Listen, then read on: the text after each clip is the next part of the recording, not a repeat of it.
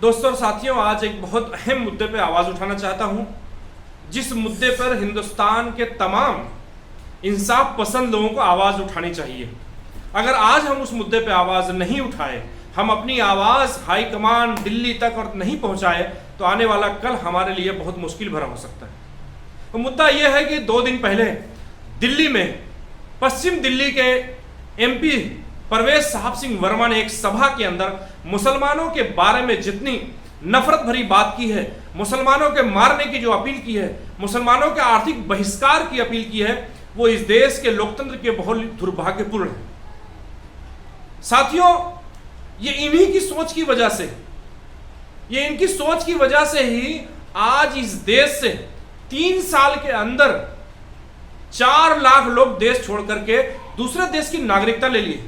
ये कोई बात हवा में नहीं है, ये पार्लियामेंट के अंदर बोली गई है कि 4 लाख लोग करीब इस देश की नागरिकता छोड़ करके दूसरे देशों की नागरिकता ले लिए हैं, और सबसे ज्यादा 1,70,000 करीब के अमेरिका में जाके बसे हैं। देश छोड़ने वालों में मुसलमान नहीं है, देश छोड़ने वालों में दलित नहीं है, और देश छोड़ने वालों में कोई आम आदमी में नहीं है कि वो गुंडा बदमाश था, डर की वजह से मोदी के छोड़ दिया। नहीं, इस देश के कर्णधार थे जिनके पास मजबूत उद्योग था, लेकिन इस देश के जो हालात बढ़ रहे हैं नफरत के, उनको कहीं न कहीं से असुरक्षा महसूस हो रही है, इसलिए इस देश को छोड़ करके चले गए। इनकी वजह से आज वो ये देश छोड़ के गए हैं, तो क्या अकेले चले गए? जो उनके पास पूंजी थी उसको भी उन्होंने डाइवर्ट किया होगा कहीं न कहीं से। वो पूंजी जो इस देश के काम आती, अगर वो इस देश में खर्च करते तो देश को टैक्स मिलता, नीचे के लेवल तक आम लोगों तक उस पैसा पहुंचता। आप अंदाजा लगाइए कि 4 लाख लोग अगर गए हैं तो उनके पास कितना बड़ा धन होगा, कितनी बड़ी पूंजी होगी।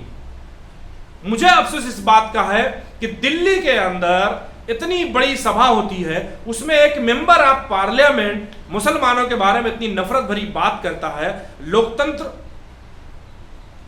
कहने का अधिकार, इसका यह मतलब नहीं है कि आप उसका गलत इस्तेमाल करेंगे। संविधान के खिलाफ वो एमपी काम करता है, लेकिन अफसोस की बात यह है कि 5 किलोमीटर के दायरे में राष्ट्रपति भवन वहीं मौजूद है, पीएमओ ऑफिस मौजूद है, गृह मंत्रालय मौजूद है, राष्ट्रपति भवन के साथ साथ सुप्रीम कोर्ट, हाई कोर्ट और विदेश मंत्रालय, तमाम सारी इंटेलिजेंस की हेड ऑफिसेज वहां पे हैं। लेकिन आज अभी तक उस एमपी के खिलाफ कार्रवाई नहीं हुई।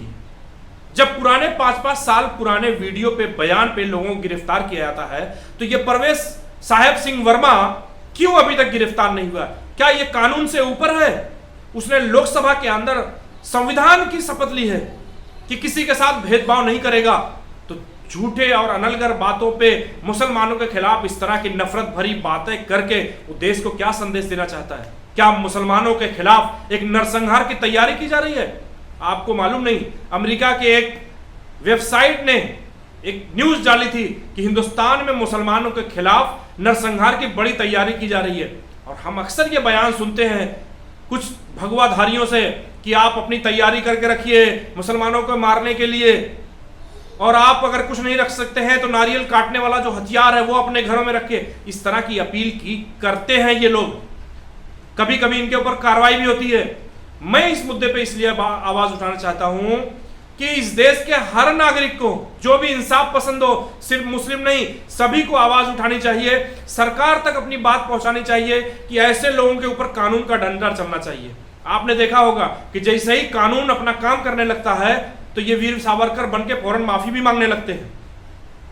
और अगर कानून का डर इनका ऐसे ही खत्म हो जाएगा तो मैं समझता हूं कि इस देश के लिए बहुत दुखद है, बहुत ही चिंताजनक बात है कि एक एमपी दिल्ली में इतनी बड़ी बात बोलता है, नफरतों की बात बोलता है, हत्या करने और मारने की बात बोलता है, और दिल्ली पुलिस कार्रवाई नहीं करती। ये बहुत अफसोस की बात है।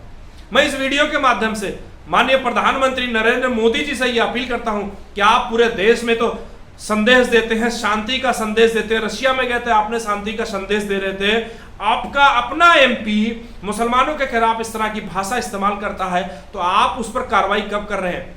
मैं ये मांग भी करता हूं कि आप उसको अपनी पार्टी से निकालिए, उसको जेल भेजिए, उसकी सदस्यता रद्द की जानी चाहिए, तभी इंसाफ होगा। अक्सर लोग समझते हैं कि क्यों वीडियो में बात करते हैं, क्यों बोलते हैं, इससे क्या होता है। आपको शायद पता होगा कि सोशल मीडिया और मीडिया की पावर क्या होती है। अगर हर तरफ से इस तरह की आवाजें उठेंगी तो सरकार तक ये बात पहुंचती है घूम फिर के कि लोग इससे नाराज हो रहे हैं। लेकिन आप सोचेंगे जाने दीजिए क्या होता है, चुप रहे, तो मैं समझता हूं कि ये चुप्पी हमारे लिए बहुत घातक साबित हो सकती है। इसलिए आइए, आवाज उठाइए और प्रधानमंत्री तक ट्विटर के माध्यम से, पत्र के माध्यम से, फेसबुक के जरिए, हर जो माध्यम आपके पास अवेलेबल है उसके मामले में इस एमपी के खिलाफ कार्रवाई की मांग करिए। ये इंसाफ की लड़ाई है, ये देश के हित की लड़ाई है, सभी को इसमें आगे आना चाहिए। बहुत बहुत धन्यवाद।